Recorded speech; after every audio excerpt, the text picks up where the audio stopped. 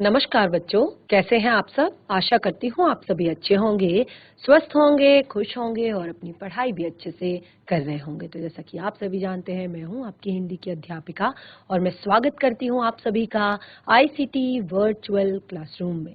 और आज हम यहाँ पर एकत्रित हुए हैं पढ़ने के लिए क्लास 12th की हिंदी। क्लास 12th की हिंदी में हम जो चैप्टर पढ़ रहे थे इससे पहले अपना अतीत में दबे पांव, आज हम उस पाठ से जुड़े हुए प्रश्नोत्तर यहाँ पर डिस्कस करने वाले हैं।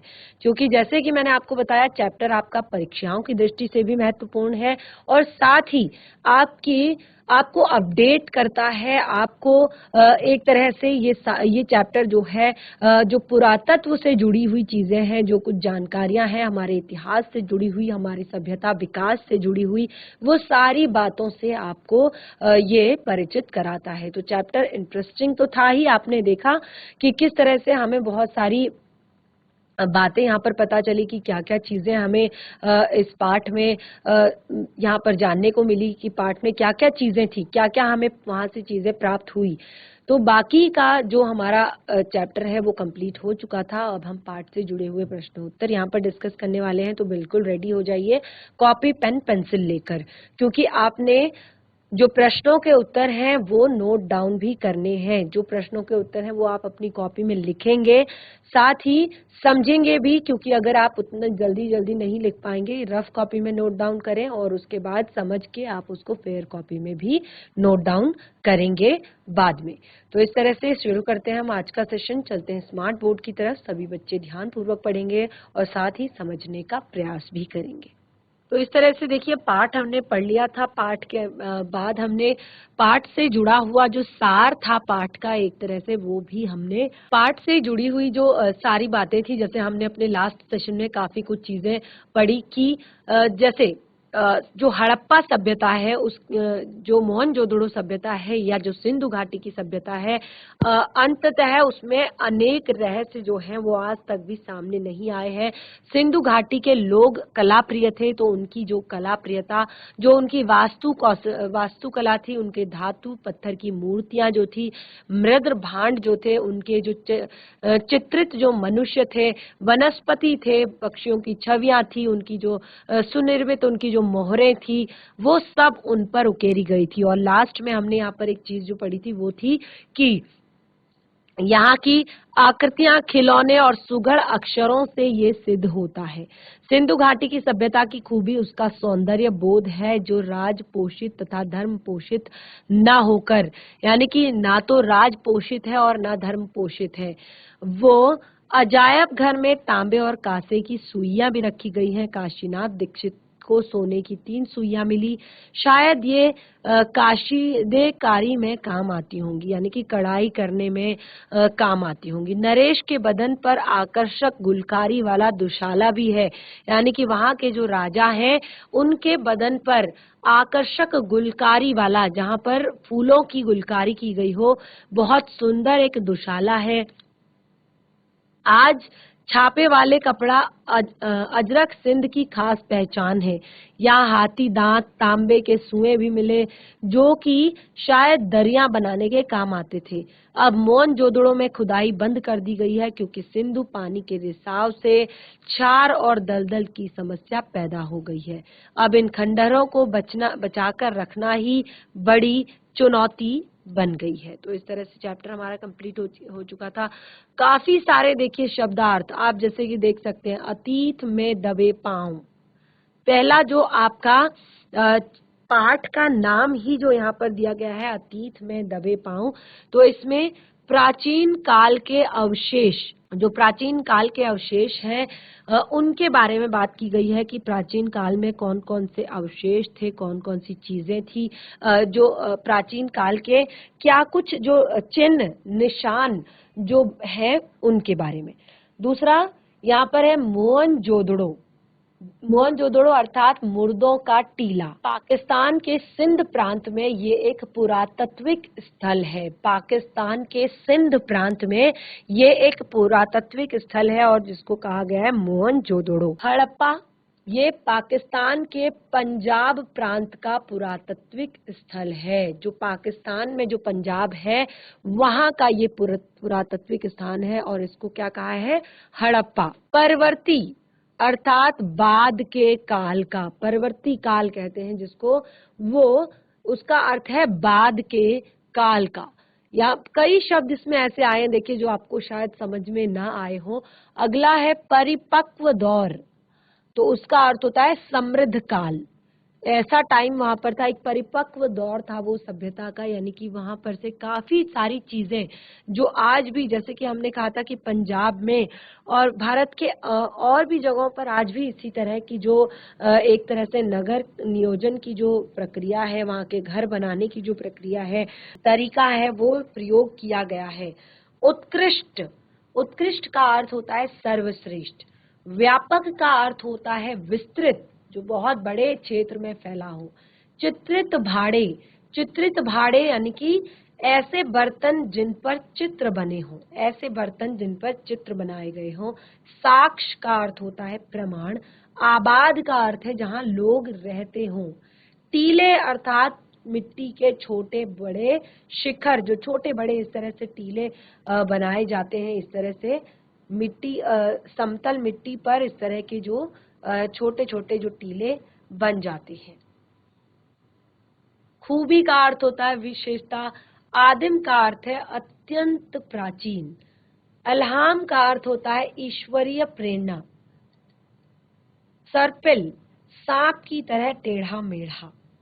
पगडंडी, पैदल चलने के लिए संकरा मार्ग।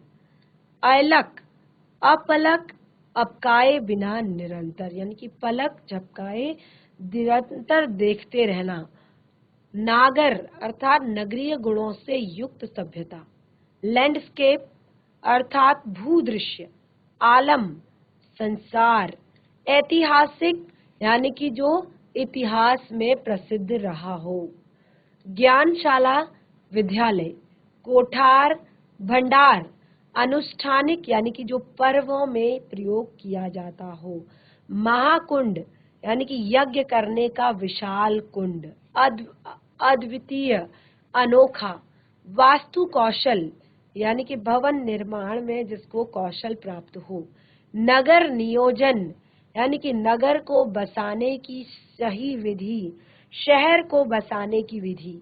अनूठी यानी कि अनुपम, मिसाल, उदाहरण, भांपना, अनुमान लगाना। कमोवेश, कमोवेश यानी कि थोड़ी बहुत।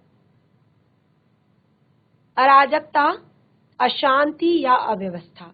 प्रतिमान, मानक, कामगार यानी कि मजदूर। आगे भी बहुत सारे यहाँ पर शब्दार्थ ये हैं।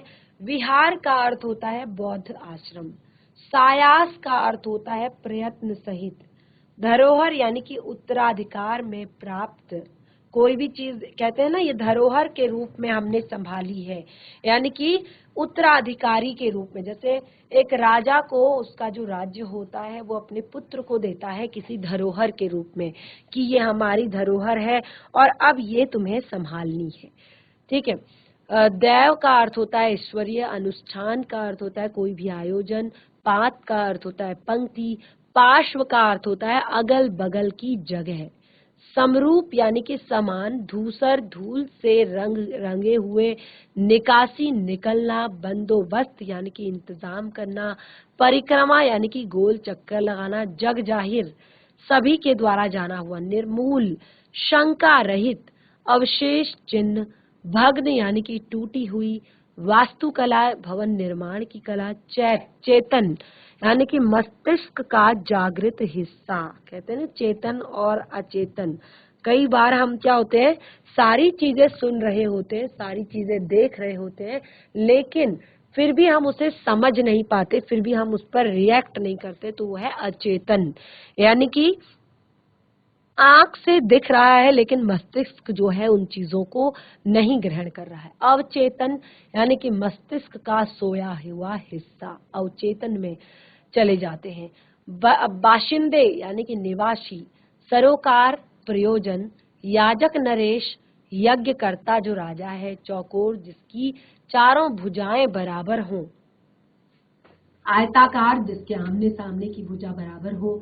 साज सज्जा यानी कि सजावट का जो सामान, प्रावधान, व्यवस्था, अंतराल, मध्य, अनधिकार अर्थात अधिकार के रहित, अपराध बोध यानी कि गलती का एहसास, विशद यानी विशाल, इजहार यानी कि प्रकट करना, मेजबान जिसके घर में अतिथि आए हों, यजीकृत यानी कि सूचीबद्ध, मृद भांड मिट्टी के बर्तन, आईना, दर्पण, राजतंत्र राजा को सर्व अधिकार देने वाली व्यवस्था, विशाल यानी भव्य, समृद्ध यानी कि संपन्न, आडंबर दिखावा, उद्घाटित प्रकट करना, उत्कीर्ण खोदी हुई, सुघड़ यानी सुंदर, गुलकारी, कपड़ों पर चित्र अंकित करने की कला, और वो भी कैसे चित्र, फूलों के चित्र, हाथी घोड़ों के चित्र, और इस तरह से जो चित्रित किए जाते हैं उसे गुलकारी कहा जाता है। साक्ष्य यानी कि प्रमाण, क्षार का अर्थ होता है नमक। तो इस तरह से अब यहाँ पर हमारा जो कठिन शब्द है वो भी हमने पढ़ लिए हैं। अब सबसे महत्वपूर्ण पाठ इस पाठ का आता है वो है प्रश्नोत्तर। पाठ से जुड़े हुए जो प्रश्नोत्तर हैं वो हम यहाँ पर अब डिस्कस करेंगे, पाठ से जुड़े हुए प्रश्नोत्तरों को। सबसे पहला प्रश्न है, सिंधु सभ्यता साधन संपन्न थी पर उसमें भव्यता का आडंबर नहीं था। सिंधु सभ्यता साधन संपन्न थी पर उसमें भव्यता का आडंबर नहीं था। कैसे? तो देखिए, ऐसी हमने बहुत सारी बातें इसमें पढ़ी जो सिंधु सभ्यता थी कि इसमें साधनों की कमी नहीं थी। आपने देखा ऐसी कोई चीज यहाँ पर नहीं थी जो नहीं थी, जो एक तरह से जरूरी नहीं थी। सारी चीजें ऐसी जरूरी इन्होंने रखी हुई थी, पर कहीं पर भी उनकी भव्यता का आडंबर नहीं किया गया था। कैसे? तो सबसे पहले देखिए, नोट डाउन भी कर सकते हैं, नहीं तो समझेंगे तो ही आप आंसर तो भी लिख सकते हैं। देखिए, सिंधु सभ्यता के शहर मोहनजोदड़ो की व्यवस्था, साधन और नियोजन के विषय में खूब चर्चा हुई। बातों से सभी प्रभावित हैं कि यहाँ अन्न भंडारण व्यवस्था, जल निकासी की व्यवस्था अत्यंत विकसित और परिपक्व थी। ठीक है, सबसे पहले यहाँ पर अन्न के भंडारण की जो व्यवस्था थी, जो कर के रूप में अन्न लिया जाता था, उसके भंडारण की व्यवस्था, और दूसरा कि यहाँ पर जल निकासी की जो व्यवस्था थी वो बहुत ही ज्यादा समृद्ध थी, विकसित थी, परिपक्व थी। और दूसरी जगह कोई भी निर्माण यहाँ पर किया गया था तो वो बड़ी ही बुद्धिमानी के साथ किया गया था, और यह सोचकर किया गया था कि सिंधु का जल अगर बस्ती में फैल भी जाए तो कम से कम नुकसान ना हो। देखिए, आज के समय में भी अगर हमारे आप देखते हैं बरसात के दिनों में कई जगह ऐसी हैं, कई स्थान ऐसे हैं जहां पर बाढ़ आ जाती है, और बाढ़ के कारण लोगों को बहुत ज्यादा जान माल का नुकसान हो जाता है। कई करोड़ों की फसलें नष्ट हो जाती हैं, कई लोगों के घर नष्ट हो जाते हैं, कई लोग अपनी जान से हाथ धो बैठते हैं। तो उस समय पर सिंधु घाटी जो लोग थे, यहाँ के जो लोग थे, उन्होंने अपनी बस्तियों का निर्माण इस तरह से किया था। इस तरह से वहां पर काफी सारे टीले बने थे, यानी कि ज्यादातर जो चीजें थी वो टीलों पर बनी थी। मिट्टी के टीले या कच्ची पक्की ईंटों के टीले, उन पर वो मकान बनाया करते थे ताकि सिंधु घाटी का जो सिंधु नदी का जो जल है वो बस्ती में आ भी जाए तो कम से कम नुकसान हो सके। इन सारी व्यवस्थाओं के बीच इस सभ्यता की संपन्नता की बात तो बहुत कम हुई है। वस्तुतः इनमें भव्यता का आडंबर है ही नहीं। व्यापारिक व्यवस्थाओं की जानकारी मिलती है, मगर कुछ आवश्यकताओं से ही जुड़ा हुआ है। सब कुछ आवश्यकताओं से जुड़ा हुआ है, ऐसा कुछ भी नहीं था कि जो दिखावे से जुड़ा हुआ है।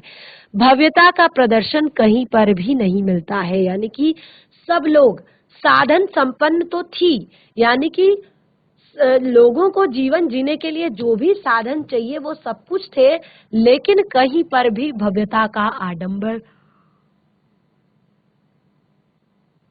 नहीं देखा गया है। और दूसरा आप देख सकते हैं, संभवतः वहां लिपि पढ़ ली जाने के बाद इस विषय पर अधिक जानकारी मिले। और ये तो जो चैप्टर लिखा गया है यानी कि ये जो बातें लिखी गई हैं ये केवल जो वहां पर साक्ष्य मिले हैं, जो केवल वहां पर जो अवशेष मिले हैं, तो उनके ही बदौलत ये सारी बातें यहाँ पर कही जा रही हैं। लेकिन इनके बारे में ज्यादा जो चीजें हैं वहां की अगर हमें लिपि समझ में आ जाए, वहां का जो लिखा हुआ है वो समझ में आ जाए तो ज्यादा जानकारी हमें प्राप्त हो सकती है।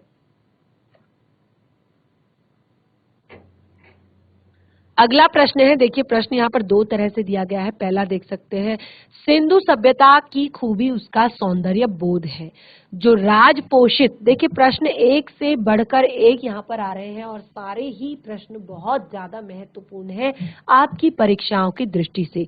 तो जो राज पोषित या धर्म पोषित न होकर समाज पोषित था, ऐसा क्यों कहा गया है? यानी कि सिंधु सभ्यता की खूबी उसका सौंदर्य बोध है जो राज पोषित या धर्म पोषित न होकर समाज पोषित था। तो ऐसा क्यों कहा गया है? और देखिए अब यहाँ पर दूसरा प्रश्न दिया गया है, सिंधु सभ्यता का सौंदर्य बोध समाज पोषित था, अतीत में दबे पांव के पाठ पर आधार, अर्थ स्पष्ट कीजिए। तीनों जो प्रश्न यहाँ पर दिए गए हैं तीनों का लगभग एक ही उत्तर आपका है। सिंधु घाटी के लोग कला रुचि का महत्व था, उदाहरण देकर स्पष्ट कीजिए। तो लास्ट वाला जो हमारा ये थर्ड प्रश्न है ये थोड़ा सा हटके है, वरना ये दोनों जो प्रश्न है ये दोनों ही प्रश्न आपके इस तरह के हैं कि आप दोनों में एक ही उत्तर लिखेंगे। तो देखिए शुरू करते हैं हम इसका उत्तर। सबसे पहला हमने प्रश्न पढ़ा था कि सिंधु की खूबी ही उसका सौंदर्य बोध है, यानी कि सिंधु घाटी की जो सभ्यता है उसकी खूबियां ही उसका सौंदर्य है, और जो राज पोषित या धर्म पोषित नहीं है जबकि ये समाज पोषित है। और क्या कुछ इसके बारे में कहा है, देखिए तो सिंधु सभ्यता के लोगों में कला और रुचि का महत्व बहुत अधिक था। यहाँ के जो प्राप्त नगर नियोजन के और धातु और पत्थर की जो मूर्तियां हैं और मृद भांड उन पर चित्रित मनुष्य जो है, वनस्पति और पक्षियों की छवियां जो है, और इनकी सुनिर्मित मोहरें जो इनकी हैं, और साथ ही इनके जो खिलौने हैं, इनके आभूषण हैं, सुगढ़ अक्षरों की का लिपि रूपी आदि सब कुछ इसे तकनीक सिद्ध से कला सिद्ध जाहिर करती है। यानी कि जो सारी चीजें यहाँ पर हमें अभी तक देखने को मिली, ये इनको यानी कि इस सभ्यता को तकनीक सिद्ध ना करके, यानी कि कुछ ऐसे टेक्निक्स वहां पर नहीं है, लेकिन कला जो है वो लोगों के अंदर कूट कूट कर भरी है। दूसरा, यहाँ पर सबसे मेन पॉइंट हमने अभी तक जितनी भी चीजें पढ़ी है उनमें सबसे मेन पॉइंट था कि यहाँ पर कोई भी हथियार नहीं मिला, यानी कि ऐसी कोई भी धारदार चीज, कोई भी ऐसा हथियार यहाँ पर नहीं मिला। जो इस बात को लेकर जो विद्वान है उनका मानना है कि यहाँ पर अनुशासन जरूर था पर सैन्य सभ्यता का नहीं। अनुशासन जरूर था लेकिन सैन्य सभ्यता का नहीं। यहाँ पर धर्मतंत्र और राजतंत्र की ताकत का प्रदर्शन करने वाली वस्तुएं, महल, उपासना स्थल आदि नहीं मिलते। यानी कि यहाँ पर पहला तो यहाँ पर कोई भी हथियार नहीं मिला, यानी कि कोई भी ऐसी चीज नहीं मिली कि ऐसे देखा जाए कि यहाँ पर राजतंत्र था, यानी कि राजा थे, सैनिक थे या उनके हथियार थे। और दूसरा, यहाँ पर धर्मतंत्र या राजतंत्र की को प्रदर्शित करने के लिए, यानी कि धर्मतंत्र दिखाने के लिए यहाँ पर कोई भी ऐसा महल, कोई भी उपासना स्थल यानी कि पूजा के लिए कोई भी मंदिर, मस्जिद या गुरुद्वारा या चर्च, ऐसी कोई चीज यहाँ पर नहीं मिली। और दूसरा, इनकी सबसे बड़ी खूबी थी कि यहाँ पर काम आने वाली जो चीजें हैं, इंसान के काम आने वाली जो चीजें हैं, उनको बहुत ही सलीके से बनाया गया था, बहुत ही तरीके से बनाया गया था, और इन सारी चीजों से उसका सौंदर्य बोध उभरता है। इन सारी चीजों से उसका सौंदर्य बोध जो है वो और ज्यादा बढ़ जाता है, और इसी के आधार पे कहा जा सकता है कि सिंधु सभ्यता सौंदर्य बोध समाज पोषित था। यानी कि सिंधु सभ्यता का सौंदर्य बोध किसी राजा पर आधारित नहीं था, किसी धर्म पर आधारित नहीं था, वो केवल और केवल समाज पोषित था। अगला प्रश्न है, पुरातत्व के किन चिन्हों के आधार पर आप कह सकते हैं कि सिंधु सभ्यता ताकत से शासित होने की अपेक्षा समझ से अनुशासित सभ्यता थी। देखिए ये पंक्ति जो है बहुत ही प्यारी है, बहुत ही सुंदर है कि पुरातत्व के किन चिन्हों के आधार पर आप बता सकते हैं कि सिंधु सभ्यता ताकत से शासित न होने की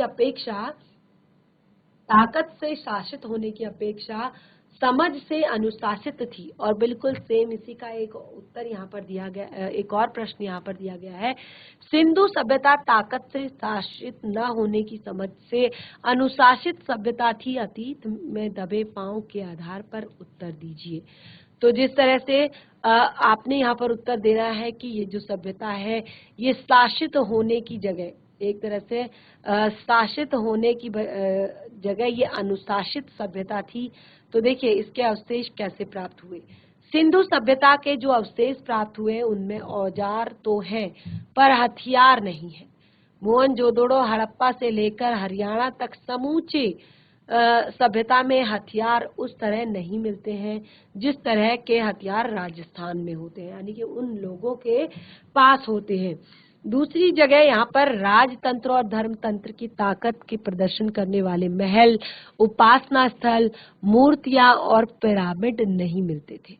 हड़प्पा सभ्यता ने संस्कृति ने न भव्यता का राजप्रसाद, हड़प्पा संस्कृति में न भव्य राजप्रसाद मिले हैं, न मंदिर, न राजाओं और महंतों की समाधियां। मोहनजोदड़ो से मिला नरेश के सिर का मुकुट भी बहुत छोटा है, यानी कि जो वहां के राजा होंगे शायद जो उनका मुकुट है वो भी बहुत छोटा है। न मंदिर, न राजाओं और महंतों की समाधियां। मोहनजोदड़ो से मिला नरेश के सिर का मुकुट भी बहुत छोटा है। इसके बावजूद यहाँ ऐसी अनुशासन जरूर था जो नगर नियोजन यानी कि वस्तु शिल्प, मोहरे, ठप्पियों या साफ सफाई जैसी सामाजिक व्यवस्थाओं को एक रूपता रखते हुए इन आधारों पर विद्वान यह मानते हैं कि यह जो सभ्यता है वो समझ से अनुशासित सभ्यता थी, ना कि ताकत से। यानी कि काफी सारी चीजें आपने इसमें देखी इस पाठ में कि इनके जो काम थे किस तरह से ये चीजों को करते थे, किस तरह से ये सारी चीजें सॉल्व करते थे, किस तरह से कैसे ये सारी चीजें करते थे मैनेज। तो ये सारी चीजें एक तरह से समझ से अनुशासित इन्होंने की थी, अपनी सोच के आधार पर, अपनी समझ के आधार पर ये अनुशासित की थी, ताकत से नहीं। यानी कि इन्होंने कहीं पर भी कोई ताकत नहीं दिखाई, कहीं पर भी कोई युद्ध नहीं किया, कहीं पर भी किसी देश के राजा को नहीं हराया, कहीं पर भी अन्य कोई और इस तरह की घटना जो है वो नहीं हुई।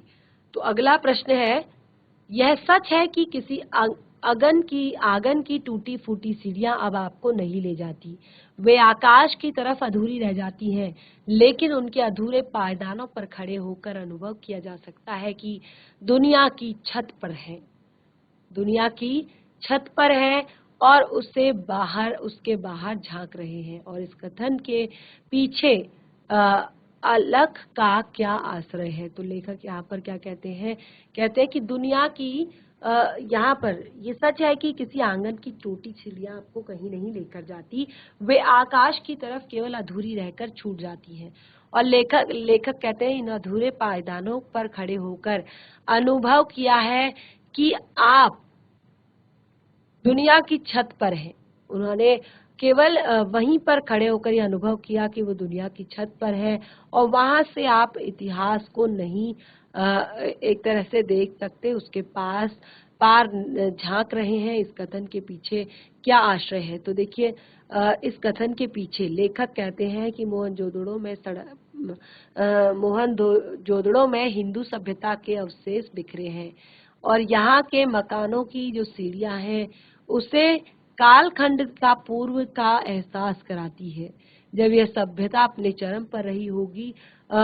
इतिहास बताता है कि यहाँ कभी पूरी आबादी थी। देखिए शुरुआत में ही हमने बताया था कि इस पूरी आबादी में जो है, इस पूरे इलाके में केवल 90 लोग, यानी कि यहाँ पर बहुत सारी आबादी, एक तरह से काफी ज्यादा लोग यहाँ पर थे। तो उन्होंने यहाँ पर बताया कि कालखंड तथा उससे पूर्व का एहसास कराती है कि यह सभ्यता जब अपने चरम पर रही होगी तो इतिहास बताता है कि कभी पूरी आबादी भरी रहती थी और यह सभ्यता विश्व की प्राचीनतम सभ्यता है। यहाँ के अधूरे पायदानों पर खड़े होकर गर्व गर्व महसूस कर सकते हैं कि इस समय दुनिया में ज्ञान रूपी सूर्योदय नहीं, एक तरह से इस दुनिया में ज्ञान रूपी सूर्योदय नहीं हुआ था। उस समय हमारे पास एक सुसंस्कृत व विकसित सभ्यता थी, सुसंस्कृत और विकसित सभ्यता थी, जिसमें गंग नहर भी थे। इनको विकसित होने में भी काफी समय लगा होगा। यह हमारे इतिहास की आंखों के सामने प्रत्यक्ष कर देता है, यानी कि एक तरह से इतिहास को बनाने में कितना समय लगा है, कितना टाइम लगा है, उस सारी चीजों का, यानी उन सारी चीजों का एक तरह से इतिहास को आंखों के सामने प्रकट कर देता है। उस समय का ज्ञान, उनके द्वारा स्थापित मानदंड आज भी हमारे लिए अनुकरणीय है, यानी कि उस समय पर जो भी ज्ञान दिया गया था, कोई भी एक तरह से उनके द्वारा कोई भी स्थापित मानदंड उन्हें दिया गया था, तो वो आज हमारे लिए अनुकरणीय है, यानी कि आज हम उसको एक तरह से समझ सकते हैं, अनुकरण कर सकते हैं। योजना को आज ही नगरीय संस्कृति में प्रयोग किया जाता है, यानी कि जो तत्कालीन नगर है उनकी योजनाओं को आज के नगरीय संस्कृति में योजित किया जाता है।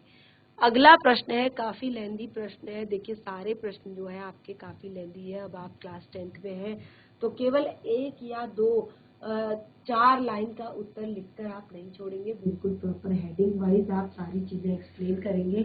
तो आगे यहाँ पर पहला प्रश्न है कि टूटे फूटे खंडहर सभ्यता और संस्कृति के इतिहास के साथ धड़कती जिंदगियों के अनुसार जिंदगी के अनुसार संयमों का भी दस्तावेज, समयों के भी दस्तावेज होते हैं। इस कथन को स्पष्ट कीजिए। दस्तावेज यानी कि जो कागजात होते हैं किसी भी जगह से जुड़े हुए। तो लेखक कहते हैं यहाँ पर, यह सच है कि टूटे फूटे खंडहर सभ्यता और संस्कृति के इतिहास के साथ अच्छी धड़कती जिंदगियों के अनछुए समयों का भी दस्तावेज होता है, यानी कि इस संस्कृति में इतिहास के साथ साथ जो धड़कती हुई जिंदगियां हैं, यानी कि जो जीवित जो यहाँ पर एक तरह से व्यक्ति है के साथ धड़कती जिंदगियों के अनछुए समयों के दस्तावेज है। मोहनजोदड़ो में प्राप्त खंडहर का एहसास कराता है कि आज से 5000 वर्ष पहले यहाँ कभी बस्ती रही होगी। और दूसरा, ये खंडहर उस समय की संस्कृति का परिचय कराते हैं। लेखक कहता है कि इस समय घर के किसी भी मकान की दीवार पर पीठ टिकाकर सुस्ता सकते हैं, यानी कि उस शहर में आज भी आदमी शहर के किसी भी मकान पर पीठ टिकाकर वो बैठ सकते हैं, चाहे वो कितना ही खंडहर क्यों ना हो। किसी घर की देहरी पर पांव रखकर आप एहसास करते हैं कि रसोई की खिड़की पर खड़े होकर उसकी गंध महसूस कर सकते हैं, या शहर के किसी सुनसान मार्ग पर कान देकर बैलगाड़ी की रुनझुन सुन सकते हैं। इस तरह जीवन के प्रति सजग दृष्टि पर पुरातात्विक एक तरह से खंडहर भी है, जीवन की धड़कनें सुना देते हैं। ये एक प्रकार के दस्तावेज होते हैं जो इतिहास के समय उस अनछुए समय को हमारे लिए उपस्थित कर दे। तो देखिए काफी सारे यहाँ पर उत्तर हमारे हो गए हैं। अगला है, इस पाठ में एक ऐसा स्थान का वर्णन है जो बहुत कम लोगों ने देखा है। लेखक ने बताया था कि पाठ में एक ऐसा वर्णन भी है जहाँ पर जिसको बहुत कम लोगों ने देखा, परंतु इससे आपके मन में उस नगर की तस्वीर बनती है और ऐसा ऐतिहासिक स्थल जिसको आपने देखा, नजदीक से देखा हो, का अपने शब्दों में एक वर्णन कीजिए। इस साल की गर्मियों की छुट्टियों में गर्मियों की छुट्टियों के इस साल गर्मियों की छुट्टियों के, देखिए यहाँ पर कहा है कि बहुत कम लोगों ने देखा है कि आपके मन में उस नगर की तस्वीर बनती है किसी ऐसे ऐतिहासिक। तो ये एक तरह से आपने ही पढ़कर लिखना है। एक बार रीड आपको करवा देती हूँ मैं यहाँ पर कि इन साल गर्मियों की छुट्टियों में कक्षा के कुछ दोस्तों ने दिल्ली के लाल किले देखने का कार्यक्रम बनाया है।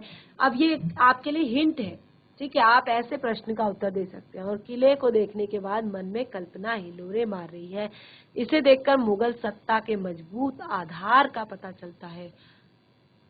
इतने विशाल किले का निर्माण शाहजहां ने करवाया था, जिस पर अत्यधिक धन खर्च हुआ है। यह निर्माण उस समय के शांत शासन एवं समृद्ध युग का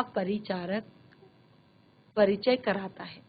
तो एक तरह से देखिए पूरा प्रश्न जो है, इसका जो उत्तर है ये बिल्कुल आपने ही लिखना है। ये सारी चीजें आपसे ही यहाँ पर कही गई कि आप अपने शब्दों में वर्णन कीजिए। इसी तरह से आप देख सकते हैं जो प्रश्न 7 है वो भी बिल्कुल इसी तरह का है, प्रश्न 8 है वो भी बिल्कुल इसी तरह से है। अब देखिए यहाँ पर जो बोध से जुड़े हुए प्रश्न हैं, बोधात्मक जो प्रश्न हैं, उनको आप देखिए, जैसे अजायब घरों में सिंधु सभ्यता के पुरातात्विक अवशेषों से किसका महत्व सिद्ध होता है। देखिए कला का या ताकत का। तो स्पष्ट रूप से यहाँ पर दिखाया गया है, इसको कोई भी इस पर विचार करने की बहुत ज्यादा आवश्यकता नहीं है, क्योंकि यहाँ पे हमने पुरातत्व के बहुत सारे हमें अवशेष मिले हैं, म्यूजियम में रखे गए हैं, जो उनमें मोहनजोदड़ो के अजायब घरों में सिंधु के पुरातत्व के अवशेष रखे हैं तथा काला पड़ गया गेहूं और तांबे और कांसे के बर्तन, मोहरे, वाद्य, चौक पर बने विशाल मृद भांड, चौपड़ की गोटियां, मिट्टी की बैलगाड़ी, पत्थर के औजार, मिट्टी के कंगन आदि रखे गए हैं। साथ ही देखने से यह पता चलता है कि ये औजार और ये हथियार नहीं है, परंतु समूची सिंध घाटी में हथियार उस तरफ के नहीं मिलते हैं जैसे किसी राजतंत्र में होते हैं। यहाँ पर प्रमुखतः या तो दिखावे के तेवर नगादर है। इससे पता चलता है कि सभ्यता में कला का महत्व जो है वो बहुत ज्यादा अधिक होता है। और देखिए अब यहाँ पर बहुत ही सिंपल, बहुत ही आसान प्रश्न, मोहनजोदड़ो की बस्ती पर टिप्पणी कीजिए। लेखक ने बताया कि बस्ती में घरों की दीवारें ऊंची होती हैं। मोटी दीवार पर अर्थ कि उसे मंजिल भी होगी। कुछ दीवारों में छेद है जो संकेत है कि दूसरी मंजिल उठाने के लिए शायद यह जगह हो। और सभी घर की आकार की ही पक्की ईंटे से बनाते हैं। यहाँ पत्थर का प्रयोग भी मामूली है, कहीं न कहीं अनगढ़ पत्थरों से ढका इसको जाएगा। तो एक तरह से देखिए काफी सारे चैप्टर्स, काफी सारे प्रश्न हमने यहाँ पर डिस्कस कर लिए हैं। तो बच्चों आज हमारे इस पाठ से जुड़े हुए प्रश्नोत्तर भी यहाँ पर कंप्लीट हो चुके हैं और हमने पाठ को बहुत अच्छे से पढ़ लिया था। साथ ही यहाँ पर कुछ बोधात्मक प्रश्न हैं। बोधात्मक प्रश्न जो हैं उनको आप अपनी कॉपी से नोट डाउन करेंगे और फिर उसके बाद आप उनके जो एक तरह से उन प्रश्नों के जो उत्तर है उनको आप पढ़ेंगे। और साथ ही क्योंकि देखिए बोधात्मक प्रश्न जो होते हैं वो इसलिए होते हैं कि आपने इस पाठ से कितना सीखा। तो जैसे यहाँ पर एक प्रश्न जो हमारा आया था, एक जो बात यहाँ पर की गई थी कि जो मोहनजोदड़ो जो सभ्यता है, उस मोहनजोदड़ो सभ्यता में काफी कुछ नगर नियोजन, बिल्कुल उसके जैसा जो नगर नियोजन वो आज भी चंडीगढ़ में बिल्कुल उसी तरह से नगर नियोजन किया जाता है। तो किस तरह से ये एक सभ्यता बन गई और कैसे सभ्यता का विकास हुआ, ये धीरे धीरे हमने यहाँ पर सब कुछ क्लियर कर दिया है। तो चैप्टर कंप्लीट हो चुका है और आज का सेशन भी हमारा यहीं पे समाप्त होता है। हम मिलेंगे अपने नेक्स्ट सेशन में एक नए पाठ के साथ। तब तक के लिए धन्यवाद। आपका दिन शुभ हो।